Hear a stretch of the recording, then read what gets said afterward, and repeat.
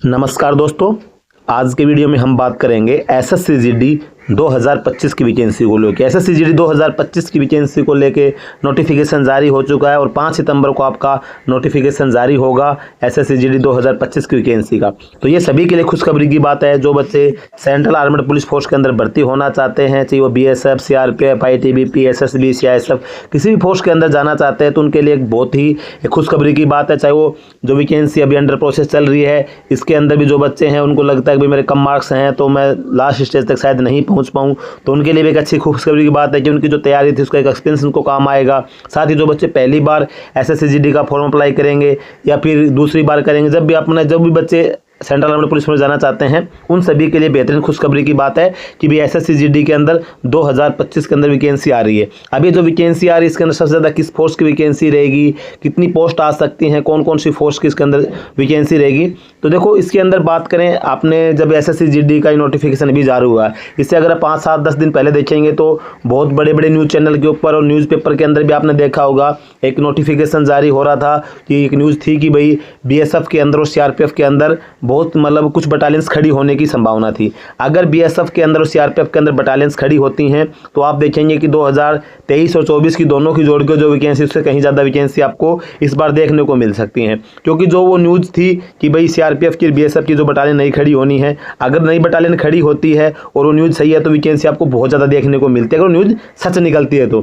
क्योंकि आप देखेंगे कि नई बटालियन जो खड़ी होती है उसके अंदर सबसे ज़्यादा जो जवान होते हैं जीडी के जवान होते हैं। बाकी आप मिनिस्ट्रियल के हैं, ट्रेड के हैं और बाकी जैसे टेक्निकल के हैं, हॉस्पिटल स्टाफ के हैं, उनकी जो संख्या होती है वो कम होती है।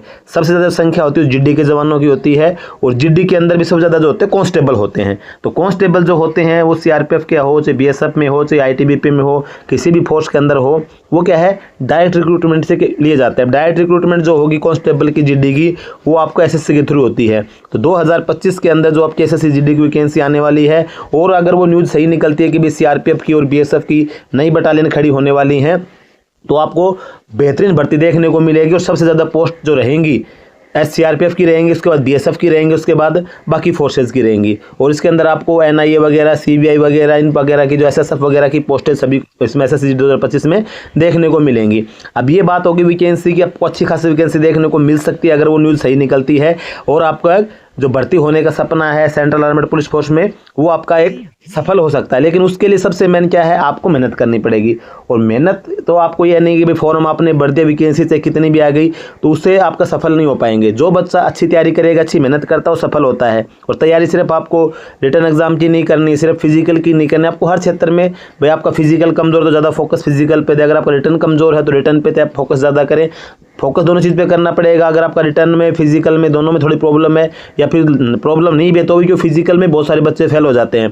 5 किलोमीटर रनिंग होती है तो, और आपका रिटर्न एग्जाम पे तो ज़्यादा फोकस करना, और अपनी तैयारी करेंगे, बढ़िया तैयारी करनी। नॉर्मल तैयारी से नहीं हो पाएगा, क्योंकि आपने एक तैयारी करी और आपने रिटर्न एग्जाम क्लियर कर दिया, फिजिकल क्लियर कर दिया, मेडिकल क्लियर कर दिया, लास्ट में जब फाइनल कट ऑफ निकली तो आप 1 नंबर से रह गए।